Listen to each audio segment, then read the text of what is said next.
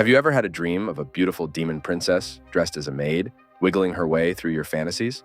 Well, Xiaobai Su certainly didn't expect his wildest dreams to come crashing into his reality. Hailing from a poor family and often the target of bullies, Su is destined to be single all his life. But one fateful day, as he wandered through the forest, he stumbled upon a sight straight out of a fairy tale. A stunning maiden bathing in a secluded river. Oh, the stuff of dreams, right? Wrong. Before he could let his imagination run wild, reality smacked him in the face. This maiden wasn't just any girl, she was a dangerous demoness, ready to turn his fantasies into nightmares faster than he could say, happily ever after. So, what's a daydreaming protagonist to do when faced with such a dilemma? Will our unlikely hero charm the demoness into submission, or will he become her next meal? And hey, let's not forget, Su did get quite the view of her in a bathing suit. How did it come to this? 10 hours ago, Su sits, pondering his life, wondering why he's still single even at the age of 18, and what he's going to do about it. Soon, his two friends approach him.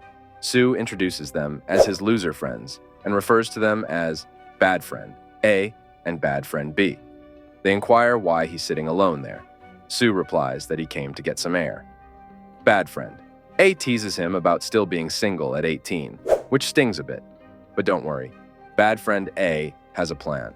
They tell Su that there's a rumor circulating that anyone brave enough to stroll around the abandoned building behind the school will be bestowed with romantic luck. The plan is set for the night, but some things are expected. Those idiots didn't show up, and Su finds himself standing alone at midnight in front of the abandoned building. Those jokers tricked him badly. In the chill of the evening, Su decides it's time to call it quits and head back home. But just as he begins his journey, scary noises from the forest send shivers down his spine, forcing him into a panicked sprint. In his haste, he stumbles over a root and tumbles down the pathway. That must have hurt. He gets on his feet again and walks through the dense forest, thinking he may be lost. But suddenly, he hears the sound of flowing water. He makes his way to the water stream, but to his surprise, this place is quite extraordinary. As he admires the place, mysterious bubbles surface on the water, increasing his curiosity. Before he can make sense of it, the water erupts, revealing a girl before him. Despite the horns, Su is struck dumb by her beauty, and the sight of her causes him to suffer a classic nosebleed to a blackout. Moments later, he hears the sound of a girl trying to wake him up. As he opens his eyes, the demon girl is trying to kill him. Talk about a turn of events. Su desperately tries to defend himself, insisting he didn't see anything, but the demon girl uses her powers to make an ice pincer and is consistent on obliterating his memories. As Su crawls away in fear, the unexpected happens. The demon girl trips over a rock, and her huge melons hit Su's face. In an awkward twist, the demon girl finds herself lying on top of Su. Both of them are embarrassed to be in this situation.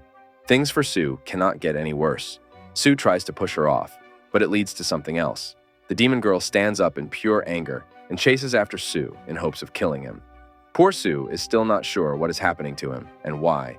Confused and terrified, Su continues to flee, attempting to explain it was not his intention to peek at her when she was taking a bath, but she refuses to listen. Soon, the demon girl gets exhausted and slows down, wondering why she signed a pact with a human. She stops right there and takes a breather, but Su sure runs fast, leaving nothing but a cloud of dust behind him. As she is getting herself together, a stranger approaches the demon girl and inquires why she is alone by this time of the night. Then he asks her if she wants to play airplane chess with him. Enraged by his audacity, the demon girl reacts by unleashing her fury upon him, giving him a good beating.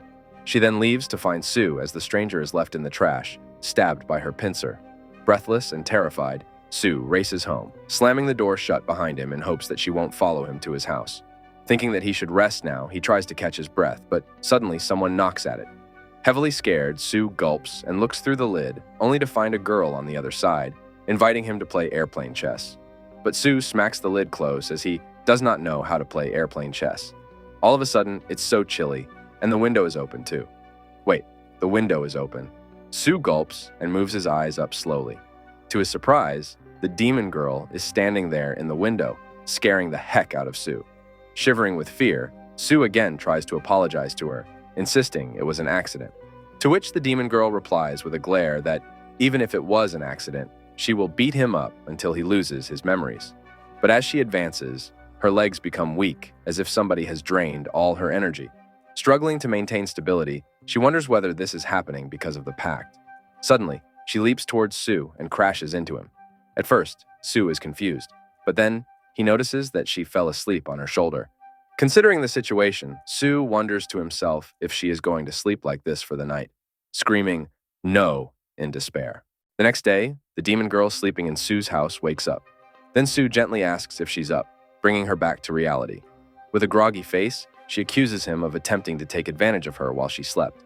But Sue, with dark circles under his eyes, replies, "Do I look like the type to take advantage of you in this state?" He then offers her some food, but she initially declines, claiming she doesn't eat human food until her stomach betrays her, with a loud rumble. And in a flash, the plate is empty. Talk about a hungry demon. As she eats, she tosses a paper at Sue, demanding he read it. Sue reads out the contents of the paper, which reveals a pact between him and the demon princess, much to his amusement. "Are you serious?" He chuckles, only to be met with a menacing glare as the demon princess grabs one of his prized figurines, threatening to destroy it unless he reads the given paper. Sue is on his knees begging that he will read it even though it's so cringe only to save his figurine. Then he reads it out loud, the lines, "I hereby break the pact with the demon princess." And suddenly, the mark on her chest is gone, meaning that the pact is broken. Sue is still confused as to what happened. His confusion turns to despair as the demon princess throws the figurine towards him, but he's too far away, so the figurine smashes to the floor and breaks into pieces. Emotionally shattered himself, Sue picks up the pieces, and out of anger, he grips the shattered pieces, inadvertently cutting his hand a bit. Standing up, he yells at the demon princess and then grabs her to tell her she will not understand him. But in the heat of the moment, drops of blood fall onto her chest, triggering her. She suddenly whips out an attack towards him to get out of his hold. Then she yells back at him that no one has ever dared to raise their voice at her, the demon princess. With pure rage, she rushes towards Sue to put an end to him for peeking at her. But as soon as Sue yells stop, he notices that she isn't moving anymore.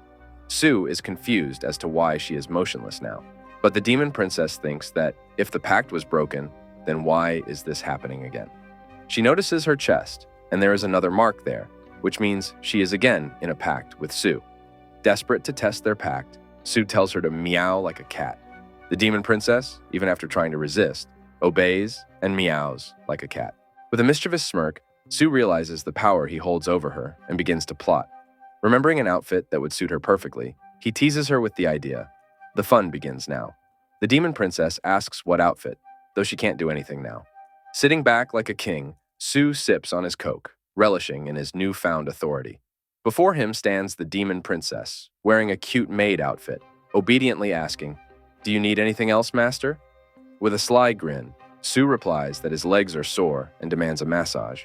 Bound by the pact, the demon princess cannot resist, so she obeys his commands. But Sue isn't satisfied yet, so he orders a shoulder massage next. As she massages, Sue tells her to apply more pressure as it's too weak for his liking. In a moment of frustration, the demon princess squeezes his shoulders with all her might, her glare sharp enough to pierce through his soul. Underneath the building where Sue lives, his two loser friends are waiting, trying to think of a way to apologize to him for the other day. Suddenly, they hear cries for help coming from Sue's room. They rush inside his room, only to see the demon princess on top of Sue, seemingly trying to strangle him. Thinking it's something else, they rush back out, apologizing for disturbing. Sue tries to stop them, insisting it's not what they're thinking. Attempting to clarify the situation, Sue explains everything. But his friends remain unconvinced and are not buying the demon princess story. Instead, they tease him for being a good player. Anyways, Sue asks them why they are here. They reply that they wanted to apologize for yesterday. Sue can't believe their nerve for bringing that up. Moreover, they whisper to Sue that the devilish girl is getting back, which Sue totally forgot about. At the same time, the phone rings, and she yells at Sue to be at the airport in 2 hours. Sue replies that he is on his way, acting like a chicken, and the call ends. His friends present their goodbyes, slam the door, and leave him alone again, like they always do. Sue also tries to leave, but the demon princess stops him and tells him to break the pact first, to which he replies that he will break the pact after when he gets back, because the girl from the phone will kill him if he's late.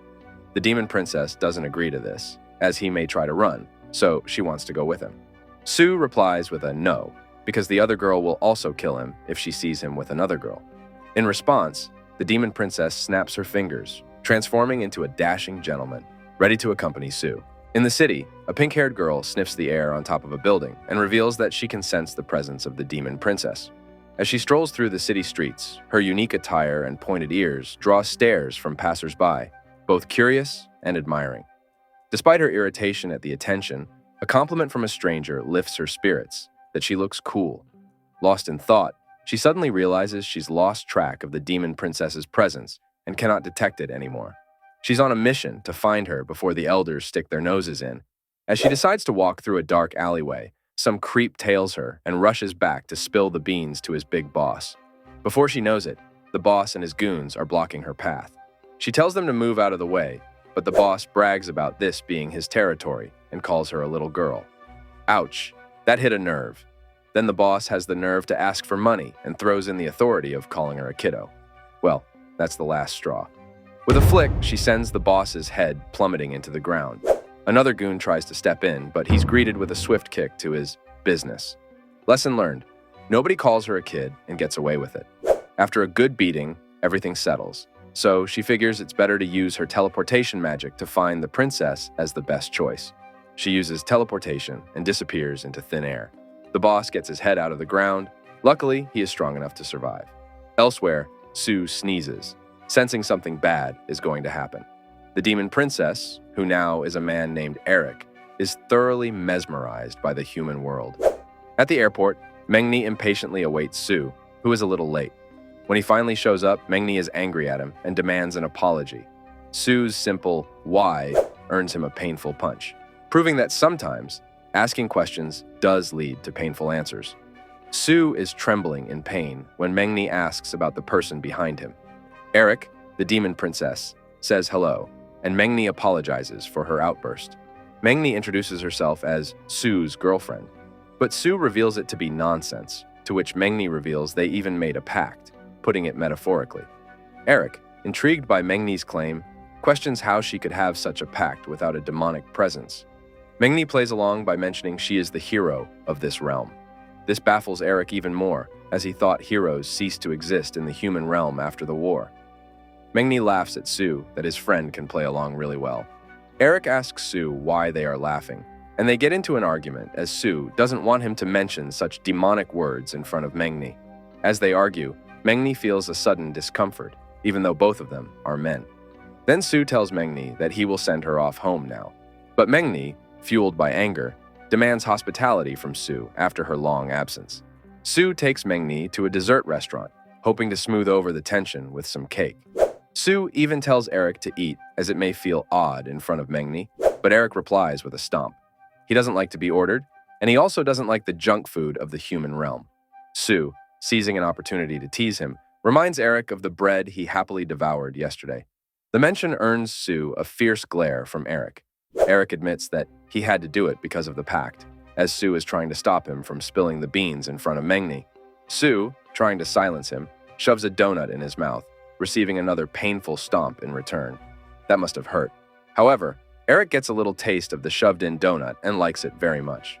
"This food is simply delicious," he exclaims, and begins eating a number of these donuts. At least Sue managed to survive for now, but the leg is still pressing on. Just when Sue thinks he's getting used to the discomfort, Mengni delivers another punishing stomp. Curious about the pact Eric had mentioned earlier, Sue, desperate to keep the truth hidden, receives yet another stomp for his evasive response, claiming it's just a game and nothing serious. Mengni is still not buying this, but ignores it this time. The hungry demon, Eric, calls the waiter for another serving of donuts. Sue points out that he ate their share too and still wants more. "Do you have a problem with that?" Eric replies, leaving Sue petrified. Sue agrees to pay the bill and then rushes off to the toilet, desperate to escape the awkward situation. Mengni still feels uneasy about Sue obeying everything that Eric tells him, noticing how he seems to be taking care of him like he would take care of a girl. Mengni in her mind depicts the two boys as being in love, then embarrassingly shouts out to Eric that Sue can only date girls. At the toilet, Sue is thinking about his bad luck and rubbing his foot that got stomped on multiple times. Out of nowhere, a portal opens in the toilet, and a shadowy figure knocks on the door where Sue is sitting. Sensing a strange presence coming from Sue, the figure barges in by smashing the door off, revealing herself to be none other than the determined pink-haired girl searching for the demon princess. Sue thinks that maybe she is lost or something, which is why she is in the men's toilet. The girl is confused, wondering why the demon princess's presence led her to this guy. Sue stands up and asks her if she's lost, calling her kiddo and playfully patting her head, unwittingly inviting trouble upon himself. She places her hand on Sue's shoulder, grabs his hand, and throws him off flying. Nobody dares to call her a kid. Then she confronts Sue about the presence of the demon princess and stomps on him. She questions where her highness is. Sue senses that she must be talking about the demon princess that's with him. He thinks of a way to get out of this and plays dead. But the pink-haired girl is not a demon for no reason, right? So she presses harder with the stomp, making Sue scream out of his scheme.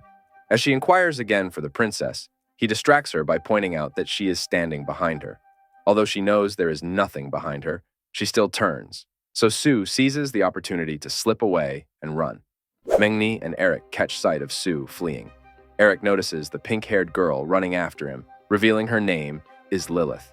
Sue stops to take a breather, thinking he lost her, but she soon pops up behind him. She then tries to scare him with her unimaginable powers, but soon Eric comes calling her name. Lilith is glad to see her, but wonders why she's looking like a man. Mengni approaches Sue, demanding answers about the mysterious girl chasing him. Lilith asks the princess why her presence is found in Sue, but receives only a cover-up in reply. She notices that something is not right about the presence coming from Sue, and comes to a conclusion by asking the princess if she formed a pact with Sue, leaving the princess speechless. The princess's speechlessness confirms Lilith's suspicions. With grim resolve, Lilith summons her scythe, advancing towards Sue with the intent to end him once and for all. Mengni tries to intervene and stop Lilith before she comes close to Sue, but Lilith couldn't care less about her, unleashing a demonic blast that sends Mengni crashing into the wall. With Sue in her sights, Lilith readies her scythe for a deadly strike, only to be halted just in time by the demon princess. Confused, Lilith questions why the princess saved him, receiving the unexpected answer that Sue is willing to cooperate and break the accidental pact. Furious, Lilith argues about the consequences in the demonic realm and the elders' disapproval. But the princess cuts her off. Enough! Do you obey me or the elders? She then asks her to call her by her name, Erica, and tells her that she is the only one she trusts as a friend. And now, she can't even trust her too. Convinced by Erica's words, Lilith reluctantly agrees not to attack. Lilith reveals her plan that she wanted to take Erica back to the demon realm before the elders find out, leaving the decision up to Erica, who chooses to stay for a while. With a farewell, Lilith promises to cover for Erica in the demon realm and vanishes into thin air. Meanwhile, Sue checks on Mengni, finding her injured but not severely. As he tends to her, Mengni's frustration boils over, questioning why Eric turned out to be a girl and what exactly they've gotten themselves into. Later that night, Sue sits down with Mengni and spills the beans, explaining the entire situation and concluding it all to be an unfortunate accident. Initially, she agrees but then inquires if he missaid any important details, to which he replies he didn't. During the argument, Erica is sitting there eating donuts, being a hungry demon. These donuts are the leftovers from the restaurant that she stored in her magic space. She refuses to share them with anyone. Talk about a demon who doesn't like human food. Suddenly, someone knocks at the door. Who could that be at this hour of the night? Maybe Mengni knows, but as she tries to stop Sue, the door bursts open and a bodyguard storms in, heading straight for Mengni. She demands to know how he tracked her down, but he brushes off her question, revealing her disappearance from the airport. He grabs her hand and insists on taking her home immediately. Sue doesn't put up a fight, quite happy to see Mengni go. But as she leaves, she warns Sue not to do anything fishy with Erica, or she will end him. After Mengni leaves, Erica says, "Let's get started," puts her hand on the wall behind Sue, and comes closer to him. She suggests, "It's only the two of us here, so we can do it." Outside, Mengni's car drives away, leaving her to ponder why Sue got himself into trouble, looking at her pinky finger. What a foolish guy. Sue finds himself in an unusual situation with Erica and asks her, "Aren't we taking it too fast?" In reply, he gets a sudden smack to the face, with Erica revealing, "I was talking about breaking the pact, you idiot." Then, out of curiosity, Erica asks about Mengni and how Sue ended up with her, and what the pact between them was. Sue reveals it as just a story. A long time ago, when Sue and Mengni were kids, Mengni's grandmother passed away, and she was at her grave when Sue and his mom were passing by. Sue felt that Mengni was not looking sad. Rather, it was as if she wanted to leave the world with her grandma. Everyone around Mengni left her alone at the graveyard, and when Sue noticed this, he wanted to help. So his mom gave him an umbrella to go support Mengni. He then approached Mengni with a hello and told her that he didn't have any friends. So, would she play with him? When Mengni revealed that she also didn't have friends, and her only friend was her grandma, Sue thought of an idea and told her that they could make a pact. He revealed that his mom said the power of a hero can bind two people together forever. He then raised his pinky towards her, and listening to this, Mengni's hopes rose, and she locked her pinky as well. Sue then swore by his name that he would take the place of her grandma and would always be there in her future. Back in the present, Sue's voice echoes through the room as he tries desperately to utter the words that will break the pact with Erica. But no matter how loud he shouts, the mark remains stubbornly in place. Exhausted, Sue admits to Erica that he can't go on any longer today. He has school tomorrow, after all. Erica realizes they need to confront Lilith to find a solution, but where will she sleep tonight? Sue explains there are only 2 rooms in his house, and one is locked by his parents, and Sue is not allowed to enter. That leaves Erica with no choice but to share Sue's room. But there's a catch. There's only one bed for both of them. The situation takes an unexpected turn as they realize they'll have to find a way to share the bed for the night. Erica firmly rejects the idea of sharing the bed, insisting Sue sleep on the sofa instead. But Sue reveals a surprising fact that he once accidentally burned down the sofa while attempting to learn fire breathing in the past. So, that option is out of the question. Erica tries to use her powers to scare Sue into sleeping on the floor, but he confidently reminds her of their pact. After all, he has the authority over her. With no other choice, Erica reluctantly agrees to share the bed, setting the condition that they remain on their respective sides with no touching.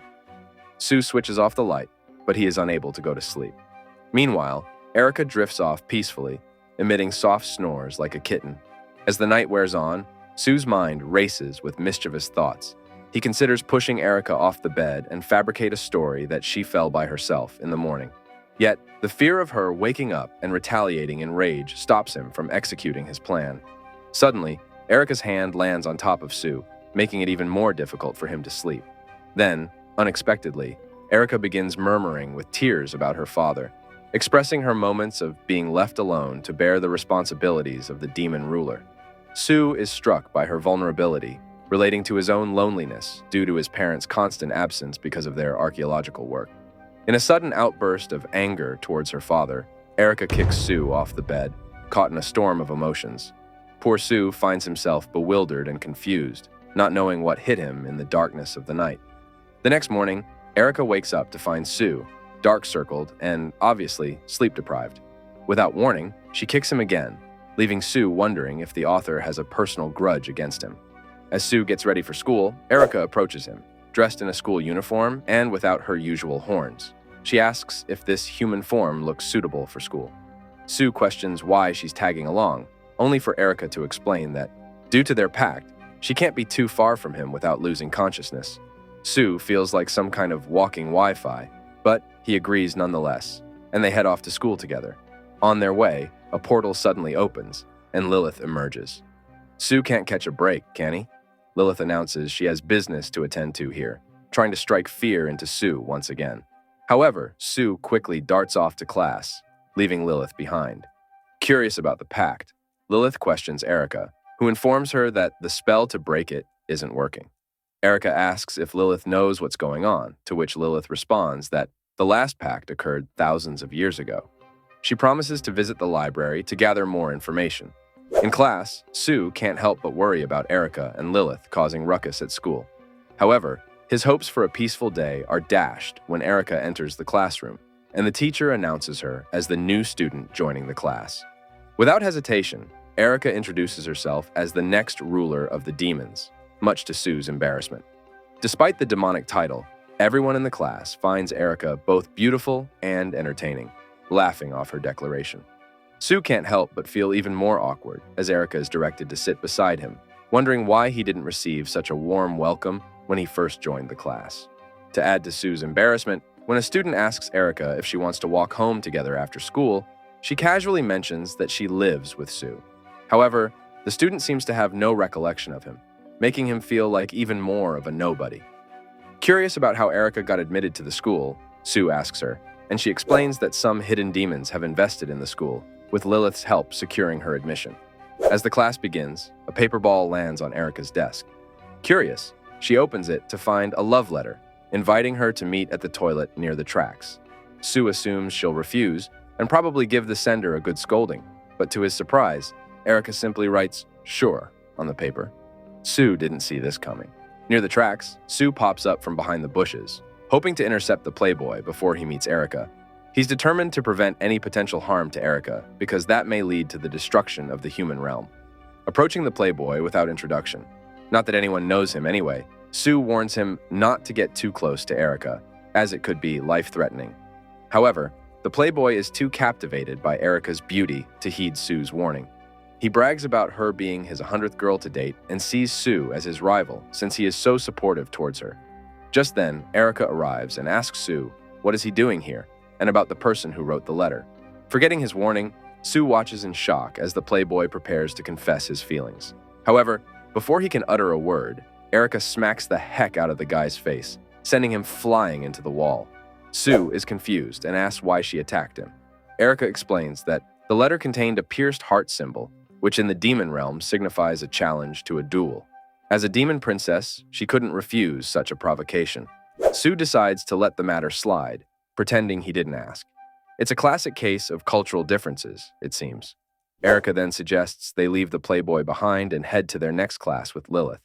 To Sue's horror, he realizes that the next class is indeed with Lilith. How did that happen?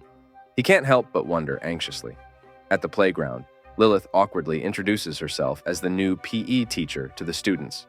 However, her height is not letting the kid vibe slide. Sue can't help but wonder why she chose to be a PE teacher. But Erica reveals that Lilith used to be an instructor in the demon realm as well. The students quickly start teasing Lilith, making comments like, "Are you in elementary school?" and "You're so cute." No one seems to take her seriously as a PE instructor.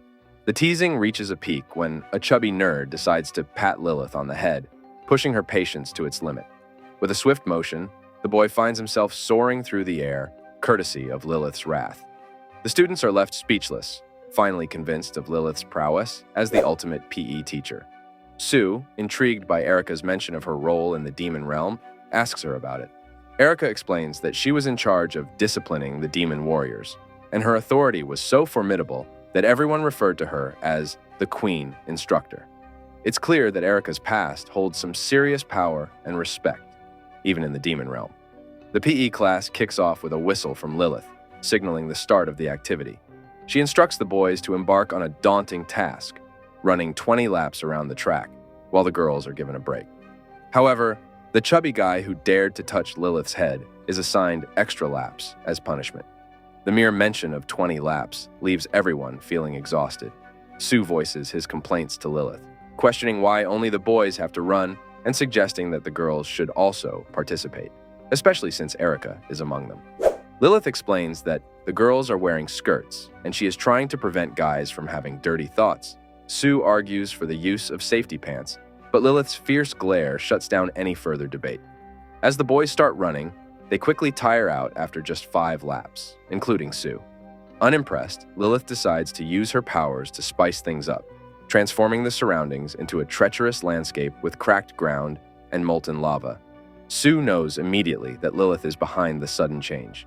Just when the boys think things couldn't get any worse, a massive boulder comes hurtling towards them, prompting a desperate race for survival on the tracks. Meanwhile, the girls are oblivious to the chaos, unable to see the hallucinations.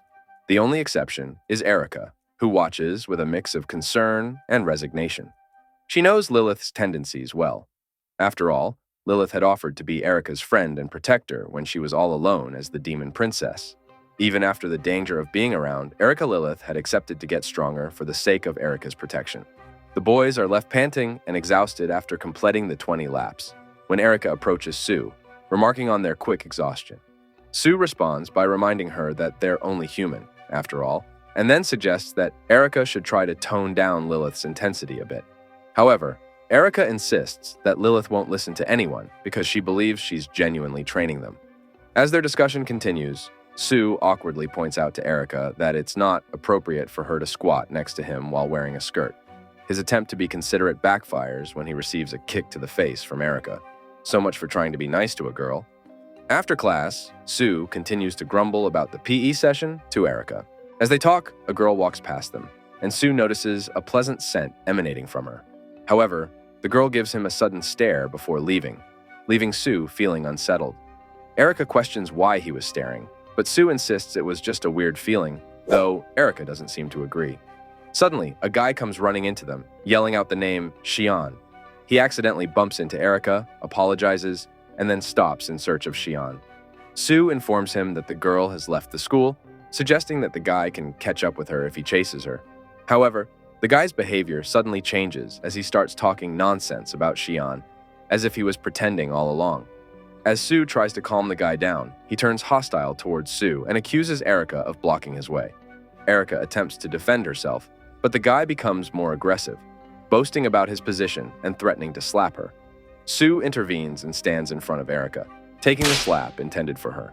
The guy then turns his aggression towards Erica again, but Sue steps in to defend her once more. The situation escalates as the guy attempts to kick Sue, but Erica grabs his leg.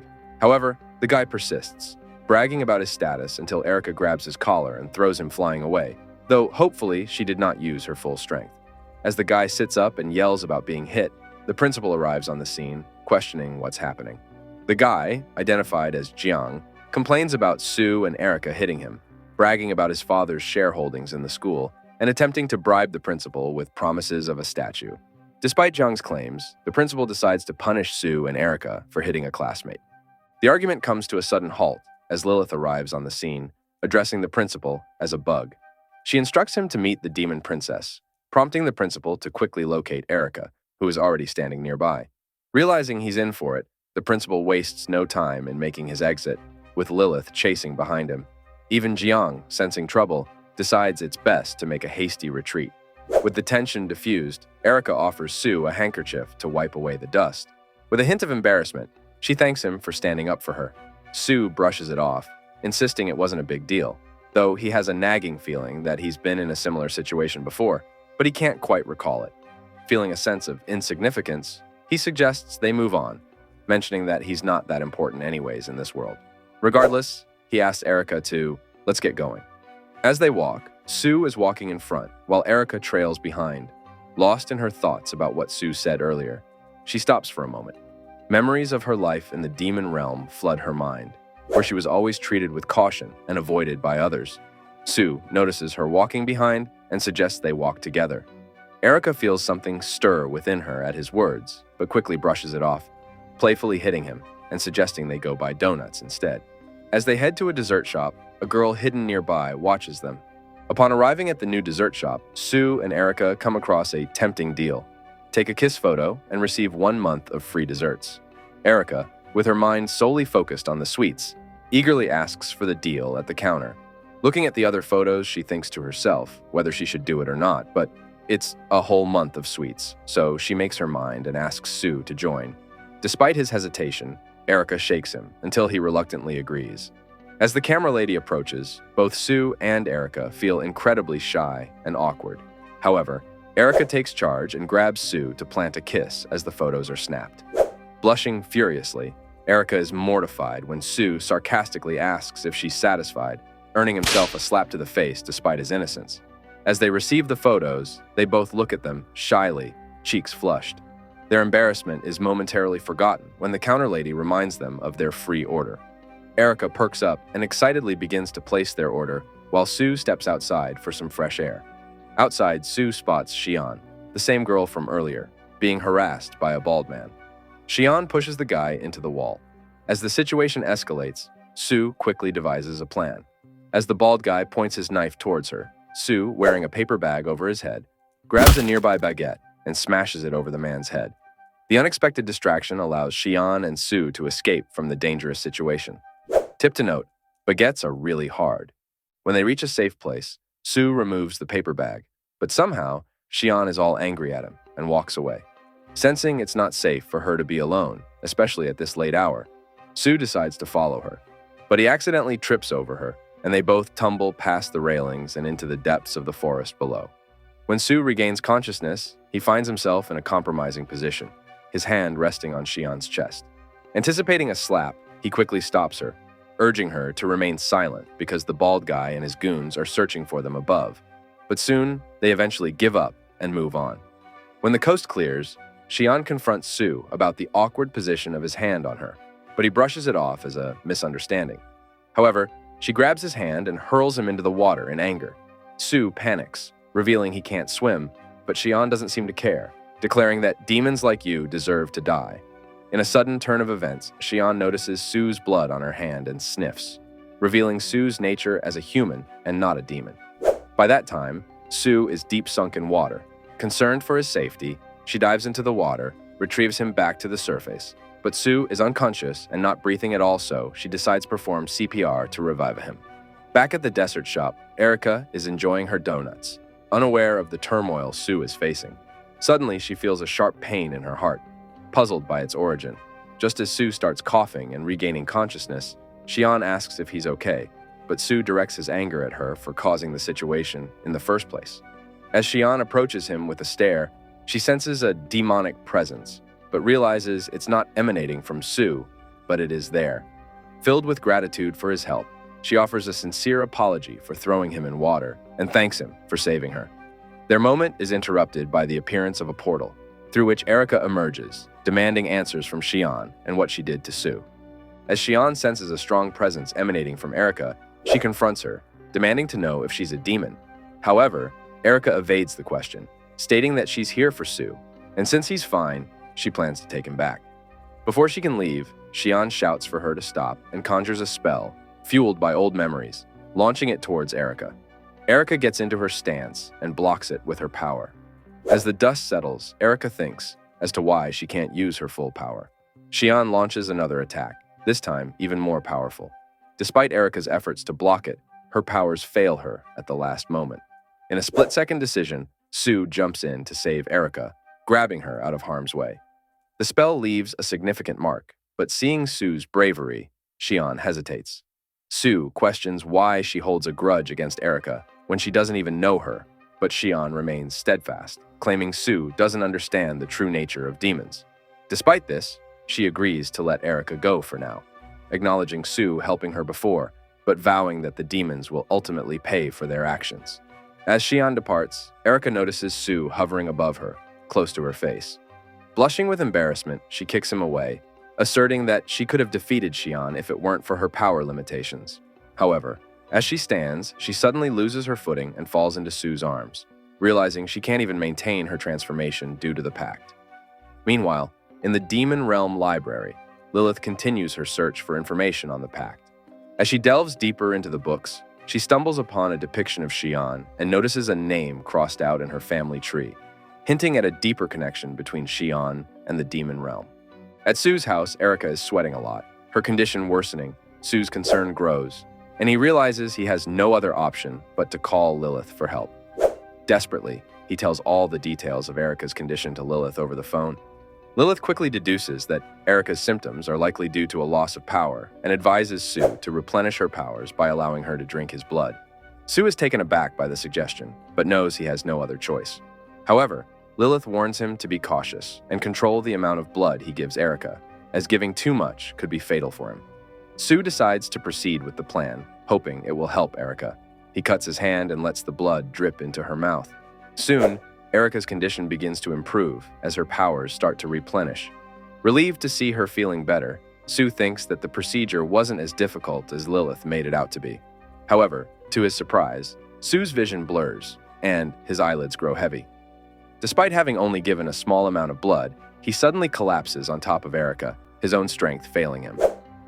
At the library, Lilith hears a noise. She calls out, asking who's there, but receives no response. Sensing something is wrong, she quickly gets up to search the area. Feeling that something is not right, she hurries to leave.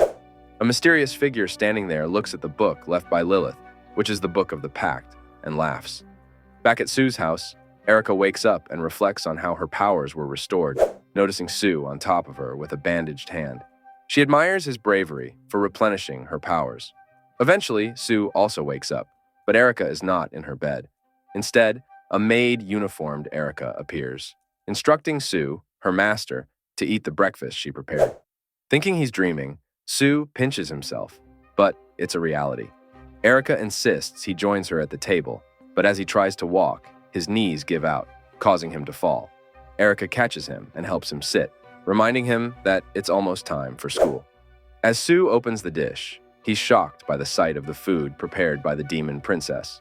Despite its unappetizing appearance, Sue decides not to hurt Erica's feelings and attempts to eat. He uses the fork, but the fried egg is too hard for it and it slips.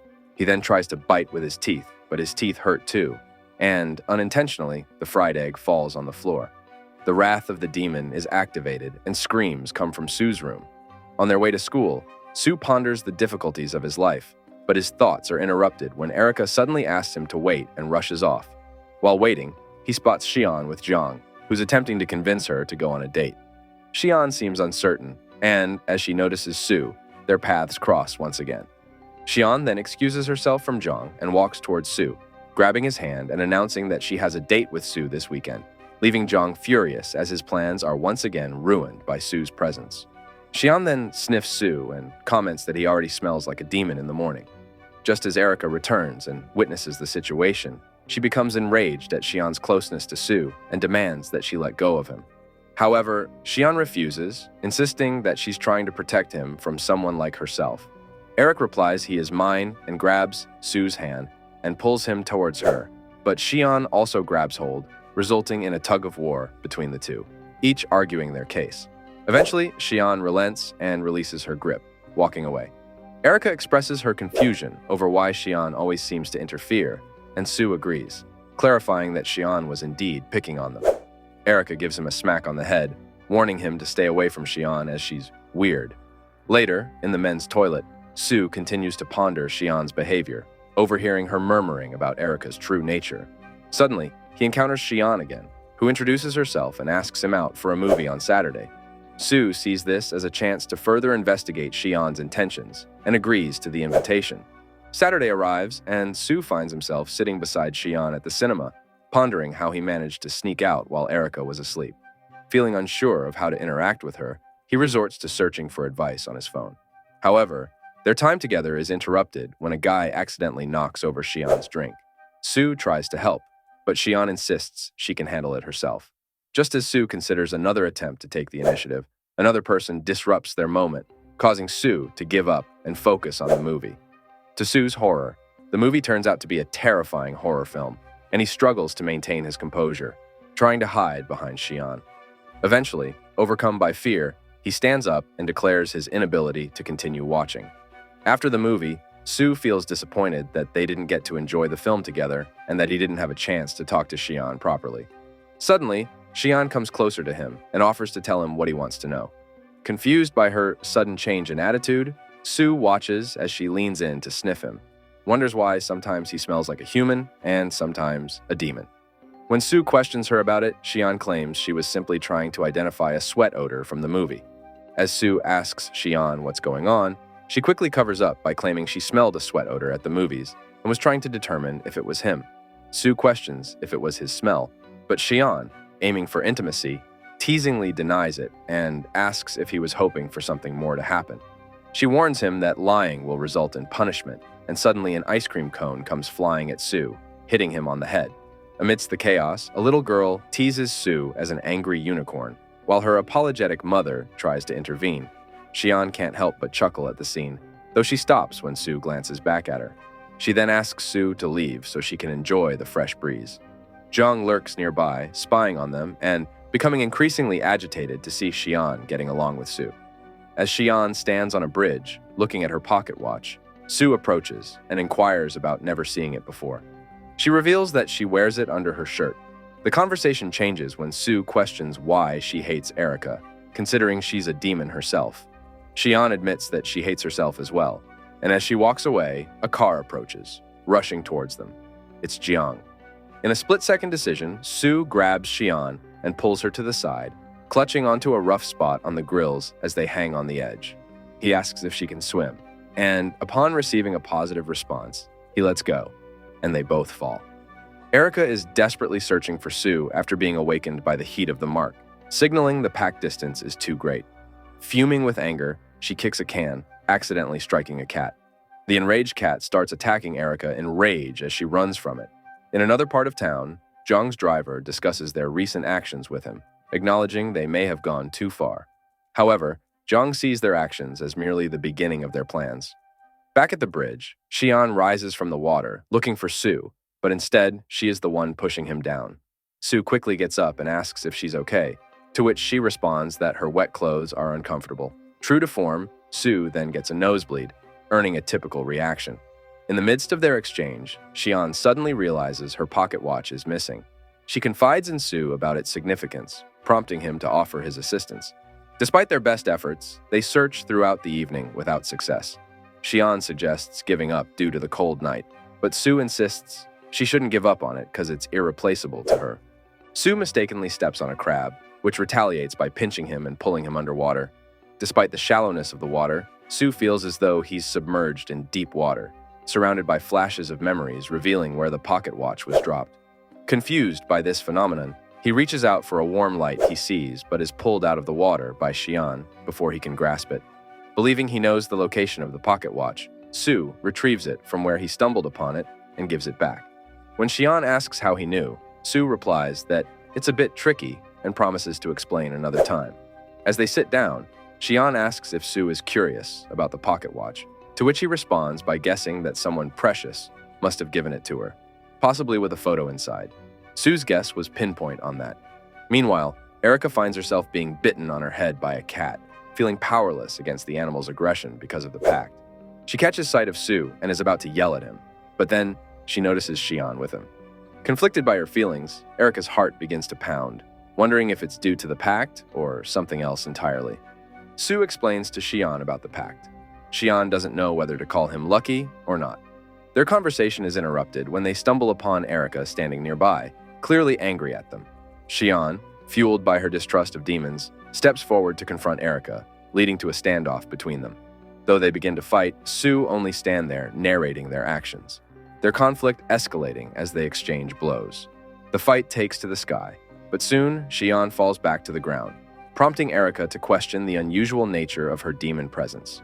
Xian reveals her mixed heritage, explaining that her mother was human and her father was a demon, leading to a tragic end for her parents at the hands of the Demon King due to their unorthodox relationship. Erica initially dismisses this as nonsense, trusting her father wouldn't commit such acts. However, Xian insists she witnessed the Demon King, known as the Master of the Demon Realm, standing amidst her parents' blood. Erica's emotions boil over, and she loses control of her powers, releasing a burst of energy that rages out of her. Sue attempts to intervene, but Erica's weakened state due to the pact mark causes her to collapse unconscious. As Xian explains that she is just out of power, Sue feels a sense of relief. He expresses his condolences to Xian for the loss of her parents, but urges her to consider moving past seeking revenge. He doesn't want her to live consumed by thoughts of vengeance. Back at Sue's place, Erica awakens to find Sue applying a bandage to his hand, indicating that he used his blood once again to replenish her powers. Concerned about Xian's revelation regarding her father, Erica asks Sue if he believes it. However, Sue, being a normal human, admits he cannot have the answer to such a question. Erica then shares that her father disappeared 10 years ago, leaving behind his last words. There is something he must do. The dignity of the whole demon realm depends on it. Sue encourages Erica to trust her own judgment about her parents and suggests seeking counsel from Lilith, who likely knows more about their situation. And there's a sneeze. Lilith wonders, someone may be thinking about her. She closes the book, stating she finally found a way to break the pact. As Xian takes a shower, she finds herself preoccupied with thoughts of Sue and their recent interactions, particularly his words about moving past revenge. She is confused as to why she is still thinking about him so much. She turns off the shower and wraps the towel around her. Suddenly, her phone buzzes with a new message from Jiang, accompanied by a photo of her and Sue from the previous night. Shocked and confused, Xian drops her towel, wondering how Jiang got hold of the photo. Could he have discovered her powers? The next day, while Sue is brushing his teeth, his phone rings. It's his friend, Bad Friend A, calling. Annoyed by the lack of a proper name, Sue answers the call and is bombarded with questions about how he managed to land a date with Xian. Shocked to hear this, Sue asks how his friend found out, only to learn that the details were posted on the school forum. Sue quickly checks the forum and discovers the same photo of him and Xian, along with a description that Xian tempted him with her wet clothes, and one comment indicates that Jiang plans to meet Xian at the same location to expose her. With this revelation, Sue is left feeling rushed and unsettled. At the bridge, Zhang waits as Xian approaches him. She questions how much he knows, and Zhang boasts about hiring trolls to spread fake news about her. He shows her his phone, filled with incriminating photos, and blackmails her into dating him by threatening to delete the images. However, Xian realizes that the photos do not show her using her powers, indicating Jiang doesn't know her true nature. Refusing to bend to Jiang's threats, Xian rejects the idea of dating him. It seems that Zhang predicted this and reveals that the posts weren't intended for her, but rather to lure Sue into a trap. He predicts that Sue, being the heroic type, will rush to her aid, and Zhang's men are waiting in the way to ambush him. Enraged by Zhang's manipulation and threat to Sue, Xian unleashes her powers, sending Zhang flying backward. She crushes his phone and summons a sword, ready to make minced meat out of him. Zhang thinks she is a monster as she declares that she doesn't care about herself, but if he involves Sue, he will face the wrath of a half-demon upon him. Now, Zhang has it coming after all he did hit the nerve of Sue, loving half-demon. As Sue rushes to save Xian, he encounters the goon boss appointed by Zhang, who tries to stop him. Ignoring the threat, Sue presses on, leaving the boss behind. Meanwhile, Erica, exhausted from following Sue, finds herself targeted by the boss, who sees her as an opportunity to complete his mission. However, Erica swiftly dispatches him with a move reminiscent of Lilith's. Furious and confused, Erica wonders why Sue always prioritizes Xian, a mere half-demon, over her. Determined to make him pay for his neglect, she demands 5 donuts from him. Sue reaches Xian just as she prepares to strike Zhang with her sword. Erica, feeling a sudden surge of pain, struggles to reach them but witnesses a shocking scene. Sue, stabbed by Xian's sword. As Zhang flees, branding Xian a monster, she is stunned by what has transpired. Tearfully, she questions why Sue intervened, to which he responds that he doesn't see her as a monster and wishes to prevent her from becoming one. With those words, Sue collapses, leaving Xian feeling helpless and overwhelmed. As Erica falls back, in pain, Lilith catches her just in time. Sensing a significant power surge, Lilith investigates and finds Erica in distress. Despite Erica's protests, Lilith insists on helping her, but Erica urges her to save Sue instead. Initially reluctant, Lilith eventually agrees and approaches Sue. Lilith, holding on to Sue, reveals to Xian the truth about her parents' demise. She explains that they were not killed by the previous demon king, as Xian believed, but by unorthodox demons seeking to tarnish the integrity of the demon gods. The demon king, who sought to save them, arrived too late. However, Xian remains unconvinced. As Lilith attempts to heal Sue, she feels a strange recoil and withdraws, perplexed by what has occurred. Suddenly, a circular power manifests on Sue's body, revealing the presence of something thought to have disappeared thousands of years ago. The spirit, heart. This ancient artifact, serving as a medium for powers, protects humans with the aid of spirits. As the symbol of the hero of the human realm, Sue undergoes a transformation. His clothing changes, his hair turns black, and his eyes become red. Lilith is astonished by this turn of events, realizing the significance of Sue's newfound identity as the hero of the human realm. As Erica's powers begin to recover, she witnesses Sue's transformation into the hero of the human realm. Xian attempts to approach Sue, but Lilith intervenes, sensing that he is not himself in his current state. Sue, now embodying the hero's power, summons swords to attack, then begins chanting a spell. However, he pauses when he reaches the part where he needs to say his name, realizing he doesn't know it. He turns to Lilith for assistance, momentarily breaking his cool facade. Before Sue can continue, Erica rushes to protect Lilith from the magic swords. Surprisingly, the swords vanish, and Sue's hair returns to its original color. He then collapses unconscious over Erica's shoulder, fast asleep. Lilith discusses with Erica the delicate balance of peace between humans and demons, emphasizing the danger posed by the revelation of Sue's hero status. Erica affirms her commitment to protecting Sue, prompting Lilith to agree to keep his identity secret. warning of the consequences if it were to be exposed. After waking from a long slumber, Sue finds himself questioning his dream, where he was drawing maids. Pinching himself to ensure he's awake, he wonders about the peculiar imagery. He heads towards the kitchen door because it's too noisy inside, only to find Erica and Xian arguing about what to cook. They're both wearing maid outfits. Erica asks Xian why she's trying to steal her role by wearing a maid outfit. Sue slams the door and tries to get back to bed, ignoring what he just witnessed. But then both maids come to his room, hoping to wake him up. They grab both of his arms and get really close to him. Look who's feeling all embarrassed now. At school, both of them walk beside Sue, who's still wondering if this is a dream. Sue tells Xian that she doesn't need to purposely come to his house, but Xian is okay with it because she did try to kill him. Sue replies that he's alive, after all, since she, or Erica, healed him up. Xian is about to reveal how he was healed, but Erica pinches her, causing her to lean towards Sue. The girls at school notice Sue and whisper about him, and the forum post of him and Xian. Sue's loser friends are the ones trying to clarify the post to everyone, as Sue tells.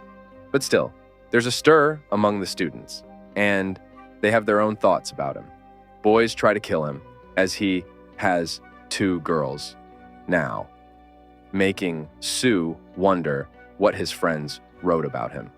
Some students pay their respects to him, as, according to his friends' doings on the internet, such an act will bring good luck. Sue takes a deep breath, sitting in class. Then, the teacher announces the news of another transfer student joining their class. Nothing is more or less for Sue. To his shock, the new student is Maid, who introduces herself to the class, including the fact that she is Sue's girlfriend. The whole class is in shock hearing his name, and they throw random questions at him. Look who's not so anonymous now. Some guy even suggests burning him since he got a 3rd girl. At the tracks, Maid questions Sue about the 3rd girl thing. But Sue tries to dodge the question by asking her where she was this whole time and why she didn't even send a message. At first, she says she was busy with her family, but then she shifts back to the original question, this time with a glare. She keeps raging at Sue, saying she left for just a few days and now she's the 3rd. Her parents spent some money on the school. That's why she was able to get in as a transferred student. If she was a little bit more late, Sue would have made her a 4th one. Why is Erica still here? To which Erica replies that they weren't able to break the pact, so she had no choice. Plus, she is a student too. They both get into an argument and scream at each other.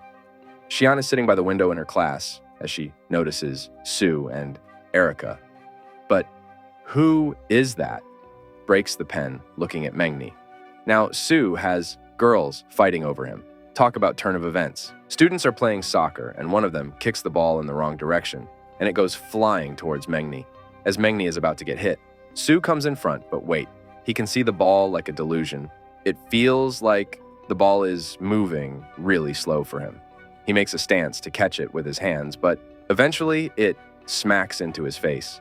Maid is a little confused to see how Sue is acting a bit strange, feeling he is not the same as before. The soccer practice ends with the students being all exhausted when Lilith scolds them for being so weak, and there is a sports meet soon, so they are not ready for that. They agree that they are losers, and it'll be okay as long as they participate. That's it. Here comes major rage scolding. You guys are too lazy to be warriors. Sue is sitting there with a nosebleed, wondering what Lilith thinks of them. Maid inquires why she is here, and as a teacher too. Sue replies that he had already given up on analyzing such stuff. Maybe it's part of the plot. Back to Lilith's scoldings. It's a disgrace to lose to others, especially if they are her students. So, during the next student holidays, she will make them do special training in the wild. To Maid's confusion, what are these demon girls even trying to do? After class ends, Sue suggests to Lilith that training in the wild may not be possible since it's not the demon realm. Plus, the demons may control the school. But what about the students' parents? How will she get parental consent for such outdoor activities? And since it's dangerous, no parents will agree to it. Lilith thinks for a bit, but arrogantly replies that it's a small matter and she'll take care of it. Sue has a bad feeling about it. Inside the school halls, Sue, Erica, and Mengni stumble upon Xian. Xian approaches Sue, wanting to inquire about something, but Sue tries to explain that now isn't a good time. Mengni mentions if Erica is first and she is third, then Xian is the second one. Have you thought of explaining this to me? A whisper in the ear. A shiver runs down Sue's spine. After a few days, the bus drives to the wild, and students come out. Sue still can't believe they're doing this wild training thing, and it's full attendance. Erica explains that parental consent is a small matter for Lilith, since she's the most powerful warrior among demons. Lilith orders everyone to look at her, then unleashes her power, making everyone attentive. She orders them not to get confused by the magic, to keep everything beyond common sense a secret, and nobody will dare to call her small size behind her back. Then she explains the training scenario. They have to make their way through the forest to the camping grounds before evening, or else they won't get anything to eat. Talk about strictness. Erica tells Sue not to argue with her and let's get going. Sue hopes there won't be hot lava and boulders like last time. The training begins, and the usual three stick together, separate from the class. Sue wonders why the journey is so easy, and there are none of Lilith's tricks this time. Erica suggests they have to be careful, as Lilith won't let them off so easily, after making such a big fuss about the training. A running student comes, chased by an evolved pig, or rather a wild boar. Another student is chased by a bear, but in their brains, it's a polar bear. Another trick of tiny Lilith. Lilith sits there with an animal magazine in her hand, highlighting her idea about stimulating student potential by making them survive attacks from these animals. Soon, she stumbles upon an animal she thinks is scary and wants to summon it for Sue the bug. Sue approaches the beast, thinking it's their turn. But it's not ferocious. It's a cute panda. Even Lilith is confused why it's just a cute bear, since its ferocious name in the magazine is Iron-Eating Beast. Poor Lilith isn't even aware of human realm beasts. But this isn't the end of it. Sue thinks of moving forward and tells the others to keep going. As he walks, his legs begin to tremble. Maybe it's an earthquake, but no, it's a big dinosaur running towards Sue. Talk about making it tougher than imagination. The caged animals at the zoo look peaceful, but today, people finally remember the fear of being at the mercy of such beasts. The dinosaur is an exception. Sue is running for his life from T-Rex, eventually hiding in the bushes, wondering why he has to suffer this situation. Mengni searches for Sue.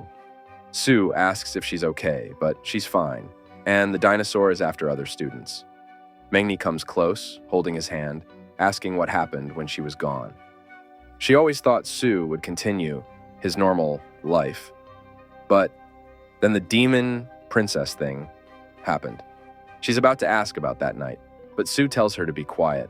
There's a black panther behind them. Out of the blue, Mengni describes the panther in detail, leaving Sue wondering if she's like Google. They won't escape in such proximity, so Sue plans to communicate with it. Wakanda forever, he says, but it doesn't work. There's no way out. So Mengni tells Sue to run while she holds the panther off. As the panther jumps, Sue grasps her hand, shielding her. Mengni wonders why he always protects her. What he's done in the past was enough. She won't let anything harm Sue. So she's about to act. Suddenly, a snap, and the panther transforms into a non-vicious state. Cute. It's Erica. How did she do that? Erica explains it's a perk from Lilith. She can make these animals stop attacking. Now, the panther is as cute as a cat. Sue suggests hurrying. It's late. Erica feels off, wondering about Mengni's plan. They reach the camping ground. Sue is exhausted. Mengni advises him to exercise often. The other students arrive, miserable. The class playboy brags he made it but lacks clothes, a bush covering him. Here comes the announcement. Lilith is now their homeroom teacher. It was already miserable enough. They can't call it the classroom of the elite. Lilith doesn't own the copyright. They need to pair with their partners for tent distribution.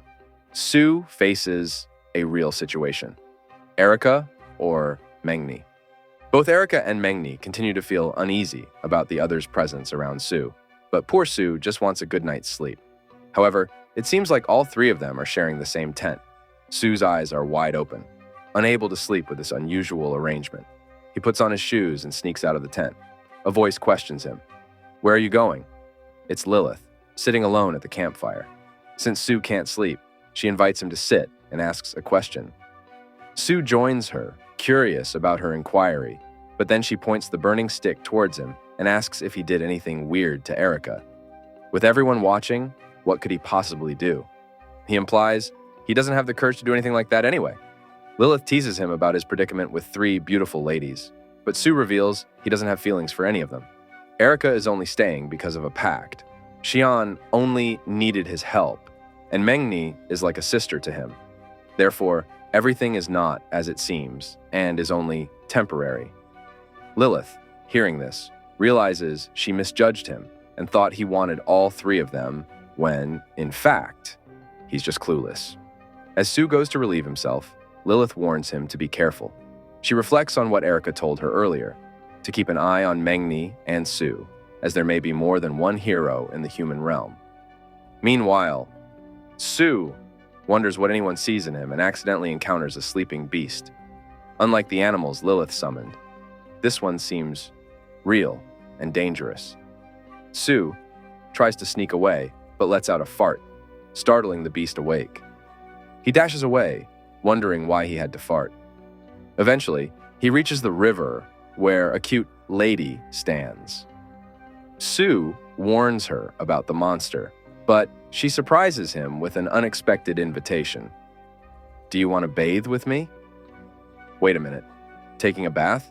Now's not the time to talk about that. There's a monster following Sue. But when he looks back, it's gone, which is odd. The lady brings the conversation back to bathing together, even complimenting Sue's unique smell. She suggests getting naughty, but Sue realizes the story might end if he agrees. He refuses, citing the bad influence it would have on the kids and breaking the fourth wall yet again. Sue suspects the woman isn't just an ordinary village dweller, but a demon. Her real identity is revealed. Camilla, a demon who senses the presence of a demon princess in Sue. The beast reappears, now under Camilla's command. Sue must obey if he wants to survive. However, Erica intervenes with a powerful wave, throwing the beast away and urging Sue to hide. She wonders how he encountered Camilla. As a demon goddess, Erica orders Camilla to return to the demon realm immediately and keep quiet about what she saw. With a smirk, Camilla mentions Erica's pact with a human, exposing them and putting them in deep trouble.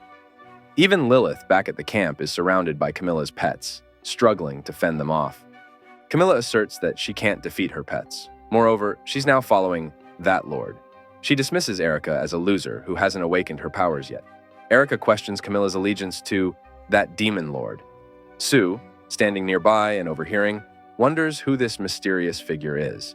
He jokingly suggests Sha Fulin, referencing an anime character as the ultimate boss. However, the suspense around that lord is quickly lost. Camilla prepares to attack Erica, and tentacles emerge from the ground. Sue, bewildered, calls Camilla a weirdo. Frustrated, Camilla directs the tentacles towards Sue, but Mengni intervenes with a swift kick, disabling the tentacle. Unexpectedly, Mengni reveals that nobody can bully Sue except her. It's a surprising turn of events. Erica detects a hidden power within Mengni, confirming there's more to her than meets the eye. As Sue tries to learn more about Mengni's abilities, she suggests dealing with Camilla first. Erica asks for Mengni's help in breaking free from the tentacles, as she alone can't defeat Camilla. However, Mengni hesitates, still distrusting Erica due to her demonic nature. Camilla, sensing something unique about Mengni, demands to know her identity. Before Mengni can respond, Camilla attacks her. Mengni evades, but Camilla summons her beasts to overwhelm her. Sue, observing, reflects on how strange things have become since meeting Erica. Even Mengni, whom he thought he knew well, harbors secrets. Is it because of the pact, or is there more to it? As Sue tries to piece together his thoughts, he finds his memory lacking. Mengni impressively takes down Camilla's pets, showcasing her strength. However, when she moves to attack Camilla directly, she's overpowered and frozen in place by Camilla's formidable abilities. Helpless, Sue watches as Camilla taunts Mengni, and sends her flying with a flick of her finger. Sue catches Mengni, who urges her to stay back for her safety. Sue stands between them, willing to sacrifice himself to protect his friends. Initially intrigued by the proposal, Camilla realizes a mere human holds no value to her and brutally strikes Sue with her tentacles, leaving him injured. Mengni is horrified to see Sue lying on the ground, while Camilla boasts that he may not survive the blow. As Mengni prepares to retaliate, Sue finds himself in another realm, questioning if he's died from Camilla's attack. Consumed by guilt for not being more helpful, Sue sees a figure resembling himself but with different features, the hero from before, who appears to offer him support and reassurance. Sue asks the figure who he is. The figure reveals that he died 1,000 years ago and has brought Sue here to reveal something important. He asks Sue if he truly wants to protect his friends, to which Sue affirms. But Sue feels hopeless, believing he's just a loser who can't withstand attacks. The hero commands Sue to lift his head, but Sue remains motionless until the hero grabs him by the collar. The hero explains that if Sue truly were a loser, he wouldn't have been able to inherit the spirit heart.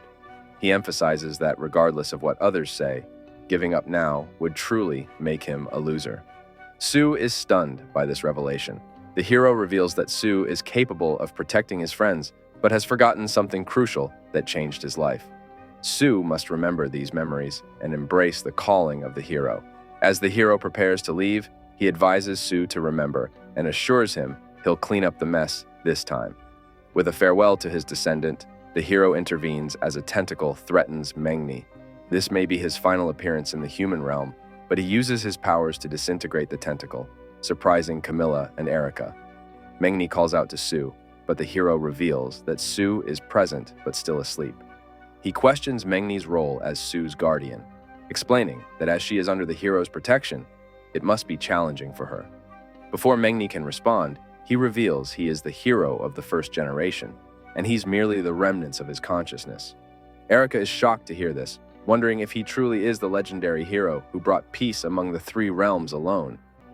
Camilla boasts that she initially underestimated Sue as a mere human, but now realizes humans have broken the peace treaty by harboring a hero among them. The Spirit Heart holds the secrets to the weaknesses among the three realms, and her Demon Lord's ultimate goal is to reignite the wars by obtaining it. Determined to prevent this, the hero knows he can't let Camilla live. With the hero's presence, Camilla no longer feels the need to hold back and transforms into a more demonic, monstrous form. Despite her intimidating appearance, the hero remains unfazed and taunts her. Camilla swings at him with a giant force, but the hero proves he's not just talk. With a single punch, he sends her flying through the air. Overwhelmed by his formidable power, Camilla considers fleeing to inform her demon lord. However, before she can escape, the hero summons a 40-meter-long saber and slashes her with a devastating impact, cleaving her in half. It's a swift and decisive victory, leaving Camilla defeated and equal parts split. With Camilla's presence vanishing, the hero also reaches his limit and transfers the responsibility to Sue before fading away from his body. Lilith ponders over the sudden disappearance of Camilla's monsters and the significant presence she felt, realizing it was Sue all along. Unconscious, Sue lies in Mengni's lap, and Lilith reveals to Mengni the need to protect him to prevent war between the three realms, assigning Erica to the task as well. She questions how Sue came to possess the Spirit Heart, to which Mengni explains that it was originally meant for her, not Sue. In a flashback, Sue and Mengni celebrate her birthday in her room. Mengni makes a wish and blows out the candle, but Sue eagerly dives into the cake before noticing Mengni hasn't touched hers. He offers her the fruit topping. Mengni reflects on her wish for an ordinary life with Sue. Later that day, their fathers discuss the ancient story they used to tell Sue and Mengni. More than 1,000 years ago, a hero was born who ended the wars between celestial beings and demons, creating a peace treaty that lasted until now. But it was not just a story. As Mengni's father holds the Spirit Heart, it becomes clear that both their families are the guardians and inheritors of this ancient artifact. Now it's Mengni's turn to inherit the Spirit Heart and become the hero. However, there's a catch. She'll forget everything that happened today, including her memories with Sue, which she holds dear. Mengni vehemently refuses, unwilling to lose those precious memories. Sue's father discusses with Mengni's father, suggesting it might be too early for her, but time is running out. When Sue offers to try instead, both fathers try to dissuade him, insisting it's too complicated and he doesn't need to be involved. But Sue is resolute in helping Mengni, unwilling to let her bear the burden alone just because she's unwilling. After all, their families share the same responsibilities, so if she can do it, he believes he can too. Ignoring their protests, Sue seizes the spirit heart and attempts to absorb it, despite the intense recoil he suffers. Mengni's father tries to stop him, fearing it's not the right time for him to inherit it. But Sue's father intervenes, trusting his son's determination. Mengni anxiously watches from the sidelines as Sue stands firm, reaffirming his promise to protect her at all costs and pledging to always stand by her side. With determination, Sue tries to force the spirit heart into himself, urging it to cooperate. With a brilliant light emanating from the sky, Sue successfully inherits the spirit heart, though he's left in a weakened state and collapses. Despite his condition, Sue's father beams with pride, hailing his son as a true man. However, his joy is short-lived as Mengni's father explains that they saw a prophecy depicting Sue's fate as the hero in a great demon war, which is why they originally wanted Mengni to inherit the spirit heart, to fulfill the prophecy. Mengni worries for Sue's safety and questions if she can assist them in any way. Sue's father is taken aback, but tries to brush it off with a joke about Mengni becoming his daughter-in-law, earning a smack from Mengni's father for his insensitivity. Feeling guilty for putting Sue in danger out of fear, Mengni regrets her decision.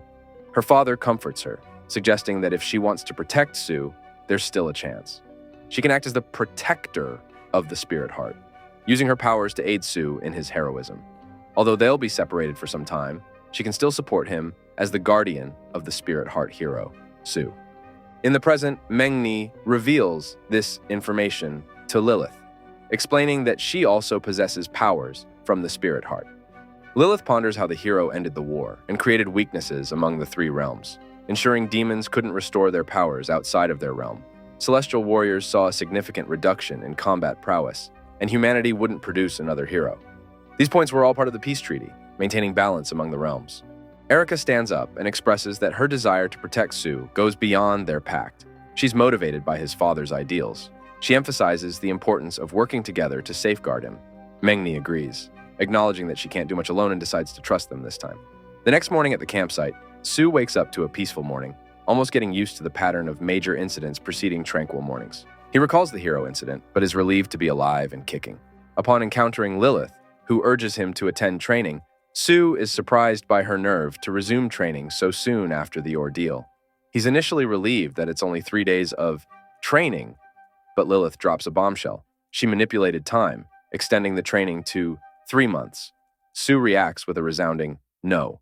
The intensive training includes not only natural disasters, but also battles against bizarre creatures, making the plot seem tame in comparison.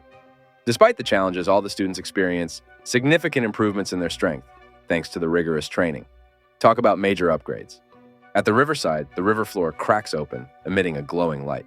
To everyone's surprise, Camilla emerges from the depths, having miraculously survived the hero's attack by escaping through a teleportation space just in time. Now, she hopes the exit she's about to take is safe. Meanwhile, Jiang meets with his psychiatrist, attempting to overcome the trauma from his encounter with monsters during the Xi'an incident. Despite his efforts to convince himself that monsters don't exist and it's all an illusion, the psychiatrist playfully suggests turning Jiang's story into a comic. This irritates Jiang, who angrily tells him to leave immediately. Frustrated by his condition, Jiang blames Xi'an and Sue, vowing revenge. As Jiang tries to exit the room, tentacles suddenly appear behind him. It's Camilla, who has appeared through the exit in his room. Camilla stops Jiang, hinting that they share a common enemy. Intrigued, Jiang questions her origins, wondering if she's from a novel or something. Camilla proposes making a pact with Jiang later that night, promising him powers to confront their mutual enemy. As the school bus rumbles back to the school, Sue reflects on his recent conversation with Mengni. He attempted to discuss the hero story their fathers had told them, insisting it was real. Mengni responds with anger, repeating that she's the hero in the human realm and urges Su to stop asking questions and live an ordinary life.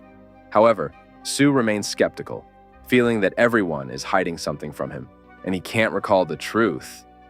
Despite this tension, Mengni eventually leans sleepily onto his shoulder, suggesting they forget about it and just stay together.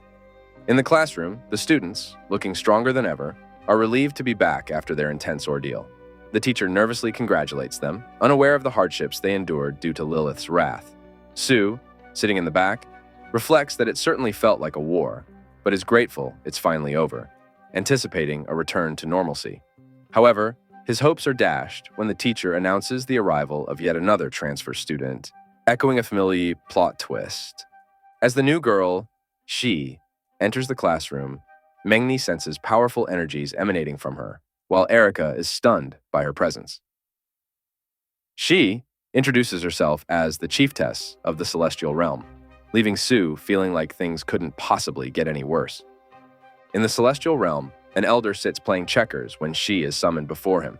The elder informs She that they have received intelligence regarding the demon princess's presence in the human realm for an extended period. Sai is tasked with investigating the demon princess's activities and her association with a human, whom they find suspicious. She's ordered to closely monitor him. Back in the human realm, atop the school buildings, Erica confronts She, questioning her presence and their recent altercation. She, poised for another attack, demands to know why Erica is in the human realm and why she's associating with a mere human. Erica evades the question, prompting She to reveal that it's a directive from the elders. Puzzled, Erica questions why a chiefess must adhere to such orders, but She insists that an order is an order and presses for an explanation. Erica suggests they simply stay and enjoy themselves, prompting She to cease her attack and agree, opting to fulfill the second order later. Erica wonders if it pertains to Su, but She remains cryptic, reaffirming that an order is an order. Back in the classroom, She keeps a vigilant watch over Su, her intense gaze not escaping notice from him or the rest of the class. Su feels uneasy about She's constant monitoring, but Erica reveals to him that she's been ordered to keep an eye on him consistently. Even Mengni finds She's behavior a bit shameless, even for celestial beings. The teacher instructs She to return to her seat, despite not having her books, as it goes against class etiquette. Su tries to persuade her to sit, but she asks if it's an order, to which he hesitantly confirms. She complies, but takes it a step further by sitting not in her own seat, but on Su's lap, much to the shock and outrage of Erica and Mengni. The male students, jealous of the attention Su is receiving, are ready to take him down. Su can't help but wonder why these races are so peculiar. He considers ignoring She and taking it easy, but her relentless monitoring pushes him over the edge. When will she stop? She explains it's an order from the elders, and she didn't specify a time duration. However, even following Su into the men's restroom crosses a line.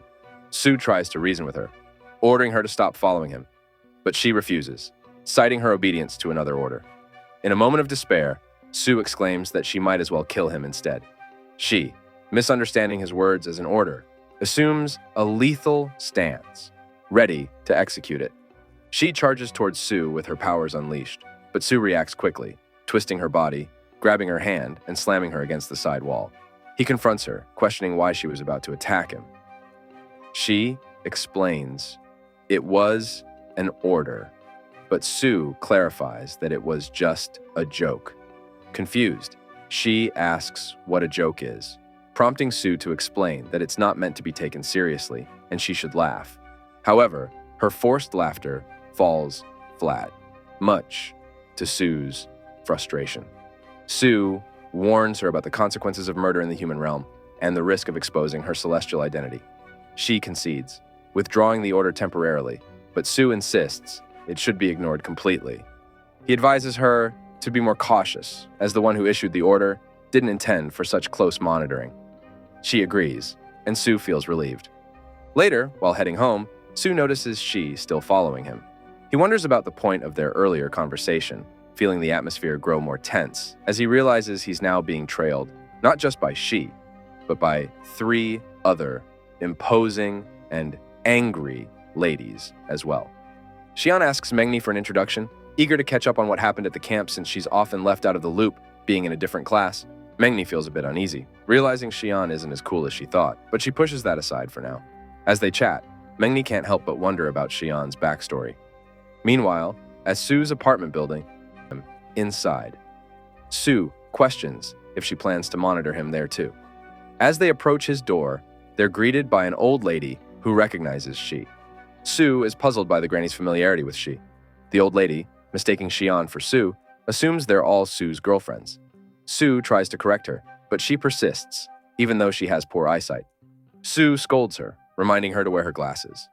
Curious about their connection, Sue learns that She is the old lady's granddaughter and has just transferred to their school, now living with her. Mengni ponders if the granny might also be a celestial being, but Sue disagrees, recalling that she's been their neighbor for as long as he can remember. Plus, she couldn't have a granddaughter since his son isn't married. She then reveals that she altered Granny's memories to establish her human identity. Granny warmly invites everyone to join her for dinner at her apartment that night. Despite Erica's attempt to express gratitude, Granny mistakes her for Sue and pulls her inside. Xian asks Sue what they should do. Sue decides to let it go this time, since Granny has always treated him kindly. However, he worries about She potentially causing trouble for Granny. As they gather in the apartment, Granny encourages them to make themselves comfortable while she prepares dinner. There's a tense atmosphere as the girls silently compete for Sue's attention, much to his annoyance. He had wanted them to act as guests, not create tension. Granny calls She to help with the cooking, and despite his hopes, Sue watches in horror as She violently chops vegetables, breaking the cutting board in the process. Looks like she's not quite adept at vegetable cutting after all. Granny notices She's hesitation and suggests she keep an eye on the pan while she fetches another cutting board. Sue, frustrated by She's incompetence, drags her away from the stove, fearing she might burn down the house. Mengni and Xian step in to help Granny, while Erica offers her assistance, though her cooking skills are as disastrous as Xi's. Finally, the food is ready, and Sue teases She about the concept of cooked food, jokingly suggesting she return to the celestial realm if she's going to cause trouble. Granny, unaware of the tension, is simply happy to have lively company. As the night draws to a close, everyone bids farewell to Granny, with Sue deciding to let She stay for now, despite the potential dangers she poses. Once back in his apartment, Sue enjoys the rare moment of solitude, grateful that Mengni took Erica home. Meanwhile, She, bathing at Granny's, contemplates her orders. Sue is abruptly awakened from his sleep by a mysterious voice calling his name. Confused, he looks around to find himself in an unfamiliar place, where a strange figure addresses him. "Sue, you're finally here," he says. Meanwhile, in Antarctica, two guys are attempting to locate something in the snowy expanse, unsure if it even exists. Suddenly, an explosion rocks the distant land. They discuss why the third person hurried to find this elusive thing and forged ahead hastily. The duo rushes to join him. They discover a shattered stairway leading into the ground. Ascending, they find the third person standing before a sword-like object. His appearance resembles that of a demon, as he chides the others for their tardiness. They explain their inability to utilize their powers, unlike him. Surprisingly, the two guys are revealed to be Sue's and Mengni's fathers, adding a twist to the situation. Sue's father informs the demon-like individual that this discovery will also benefit his daughter. Could this mysterious figure be Erica's father, the demon lord? The truth remains to be revealed. Sue's father playfully teases both of them about their daughters being under his son's influence, which stings a little. He then inquires about the condition of the discovered item. The demon-like figure assures him that it is in good shape, the sacred sword of the ancient warrior. Meanwhile, Sue finds himself in a dreamlike state where a man chained to a cross greets him. Sue wonders if he's dreaming, feeling an unfamiliarity with the surroundings. There's a fragment of memory that doesn't seem to belong to him. Sue questions the man if he's been waiting for him. The man confirms, revealing that the keys of all the races have now been gathered. Perplexed, Sue asks about these keys and the nature of the place he finds himself in. The man tells Sue that he hasn't faced many challenges and has grown too accustomed to being shielded by others. Suddenly, chains emerge from behind and lunge towards Sue. They strike him hard, yet strangely, he feels the pain without any visible wounds. The man mutters that Sue is indeed too weak. Sue questions what the man is attempting to do. In response, the man challenges Sue to ponder whether he will continue relying on others for protection or if he will muster the courage to fight for himself. It's a decision Sue must make carefully. Time runs out, and a multitude of hands burst from the ground, grabbing and overwhelming Sue as he cries out for help. Sue suddenly awakens to reality, wondering why he keeps having such bizarre dreams. He can't even get a peaceful night's sleep. As he feels a touch on his hand, he realizes she is staring at him. Hold on a minute. Is she in his bed? Now Sue's in for it. Later, on their way to school, Mengni and Erica scold She for sneaking into Sue's room, an audacious move even for a celestial being. But why does Sue end up getting the blame? It wasn't even his fault. Oh well. Time for an announcement. The sports meet is starting, and the weather couldn't be better for such an event. Sue's class is buzzing with excitement, feeling the pressure to win as if it's a matter of life and death. Sue wonders why they're being pushed so hard for a sports meet. A student nearby explains that it's because they'll have to embark on another one of Lilith's wild journeys if they lose. By the way, who's this guy? He looks nothing like the usual background characters. Wait, he's Pang, the chubby guy Lilith sent flying before. He's undergone a total transformation. Students from other classes notice the liveliness of Sue's class. However, they doubt Sue's class can win against the seniors, who boast about being the strongest. In the first round, during the long jump, the seniors' record stands at 3.1 meters. Confident that no one can beat him, a student from Sue's class jumps 3.2 meters. Looks like the tables have turned. In the 100-meter sprint, Sue breaks the school record, considering he was once chased by a dinosaur. Mengni breaks the triple jump record, and Erica breaks the shot put record, with She breaking it again. Talk about not being able to control her strengths. The seniors are now in tears, witnessing such formidable opponents who are breaking every record. Even in the high jump, clearing 1.85 meters sets another school record. Convinced that Sue's class must be cheating, the seniors demand a doping test to ensure they're drug-free. One senior suggests raising the bar to 1.9 meters, thinking it's already beyond their limits. However, if they want to win, they must take a leap of faith. He bets it all and dashes towards the bar, with even the girls watching closely. He jumps, reaches the bar, but ultimately falls short, failing the attempt. Now he's crying for his dignity, questioning the point of working so hard. Someone approaches him, asking if he's okay.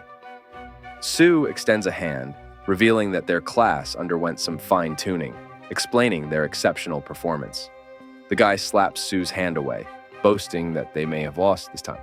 But they are also geared up for the soccer game, which they're certain to win. A formidable soccer team stands behind them, led by the guy's big brother, who confidently declares that while they may have lost the track event, they'll surely crush Sue's class in soccer. At the beginning of the soccer match, all the girls act as cheerleaders for Sue's team. Xian is perplexed as to why she's cheerleading since she's not from the same class, but they all look stunning. Even Erica is dressed to impress, but her mood shifts to fury upon seeing She playing on the team instead of her. She takes the position of goalkeeper. As the match kicks off with a whistle, Sue is confident it will be an easy win, but the opposing team swiftly steals the ball. After all, the school invested heavily in this team, and they've clinched national victories. The captain boasts that it's not just about physical fitness, but also about judgment, execution, and compatibility. He takes the ball and delivers a powerful shot towards the goal. She, stationed as the goalkeeper, recalls Sue's instruction to prevent the ball from entering the goalpost at any cost. She grabs the goalpost pole and lifts it aside just as the ball approaches, leaving everyone stunned by her move, including the captain. Sue shouts at She to put it down, worried about the attention and what explanation she'll offer. With an innocent expression, she asks if it wasn't the correct move. Lilith, foreseeing the outcome, swiftly casts a memory reconstruction spell on everyone. Although the teammates feel a bit dazed, they can't recall what just happened.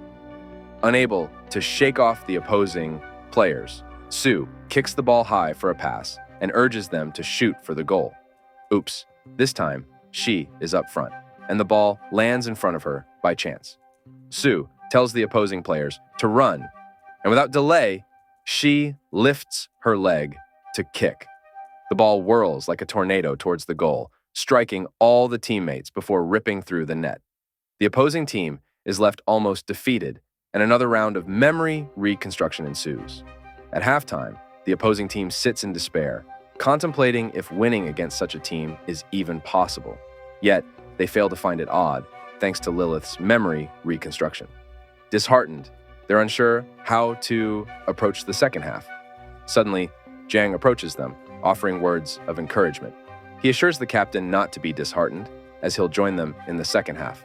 Additionally, an old friend of his will be on the field, providing an opportunity for the team to reconnect and addressing the lack of players.